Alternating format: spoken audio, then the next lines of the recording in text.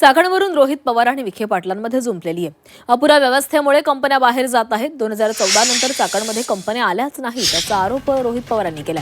रोहित पवारांनी उद्योग थांबवले तरी पुरेसे असं विखे पाटलांनी टोला लगावलेला आहे। चाकणमधील उद्योग स्थलांतर चर्चेवरून आरोपांची राजकीय दंगल सुरू झालेली आहे।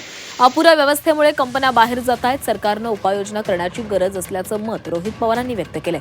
यासोबतच 2014 नंतर एकही कंपनी इथं आली नसल्याचा दावाही त्यांनी केलाय। त्याला राधाकृष्ण विखे पाटलांनी जोरदार प्रत्युत्तर दिलेलं आहे। रोहित पवारांनी सुरू केलेले राजकीय उद्योग जरी थांबवले तरी पुरेसे आहे असा टोला राधाकृष्ण विखे पाटलांनी लगावलाय।